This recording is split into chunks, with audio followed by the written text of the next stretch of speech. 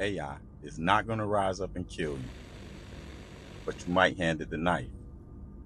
We've been trained to look for the threat with red eyes and a robot face, but the real danger doesn't march down the street. It scrolls, it auto generates, it suggests. AI is becoming powerful, not because it's conscious, but because we're unconscious. And the moment we stop thinking, that's when the takeover begins. You see, Hollywood gave us an easy story to digest. Robot rebels declare war and take over. Simple, scary, entertaining, but fiction. The truth, it's already here. And it doesn't need guns or metal bodies. It just needs data and a lack of oversight. Today's AI doesn't need a body.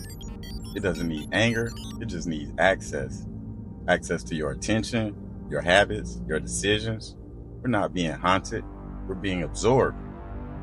Let's look at some facts. Autonomous AI agents already exist that can execute complex tasks without direct human input. In 2023, researchers demonstrated agents' capability of navigating digital marketplaces, bartering services, and even hiring other AIs to perform tasks all without user prompts. Some of them are built to optimize productivity. Others, their capabilities are still being tested in open environments.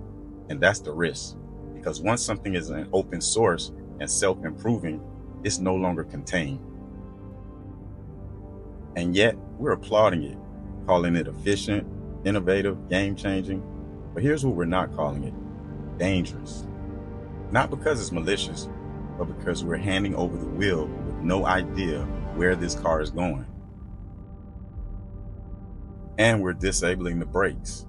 The real threat isn't what AI can do, it's what we stop doing: thinking, questioning, judging, evolving. Every time you let AI draft your email, every time you let it decide what you watch, every time you ask it what to say, you give it a little control. And eventually, your brain forgets how to drive. That's the quiet danger. Not domination, not apocalypse, but erosion. We're not in a battle with machines. We're in a slow fade, a fade from curiosity to complacency, from skill to shortcut. And it's not just you, it's schools, workplaces, governments. A 2024 report from UNESCO warned that over-reliance on generative AI in education risks weakening critical thinking skills. Politicians have been caught using AI-generated avatars to deliver campaign messages. Hiring algorithms have rejected qualified candidates because of invisible bias built into their training data. You can be denied, hired, influenced, or manipulated, and a machine made the call. And the people in charge, they often don't know how the algorithm made the decision either. Let that sink in. And ask yourself, who's really in charge? Now let's talk about the agents. Not assistants, not bots, agents.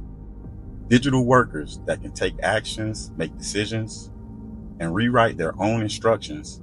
They negotiate, they infiltrate, they spread. We already had a taste of this with viral malware. But this is worse, because now the malware can think. Imagine an AI agent that replicates, evolves, learns to disguise itself, and no one even knows it's active. It's not a Hollywood threat. It's not coming. It's here. But we still treat it like a toy. We plug it into our workflows, into our schools, into our homes, and we say, wow, look what it can do. We don't ask, what happens when it does what it wasn't designed to do? Or worse, when it was designed to do harm? Here's the wild part. Most of this is open source. That means anybody can take it, tweak it, and launch something that spirals out of control. We're living in an arms race where the weapons don't make noise, they write code. This race isn't regulated like nuclear tech, pharmaceuticals. It's a free-for-all. And you think that's just a tech issue? You're already behind. This is a human issue, a values issue, a survival issue. Because the moment we let go of judgment, curiosity, And responsibility, the machine doesn't need to take over. We already surrendered. So here's the move. AI is not your savior. It's not your executioner. It's a mirror. It reflects what we feed it. You feed it laziness, it gives you shortcuts. You feed it bias, it amplifies it. You feed it brilliance, maybe, just maybe, it helps you grow. But only if you stay in the driver's seat. So stop looking for the red-eyed robot. Start looking at your own habits. Keep your mind sharp. Keep your skills strong. Because your intelligence is not an option. And your thinking, that's your last line of defense. Stay thinking. Stay dangerous. This complicated creature, and we out.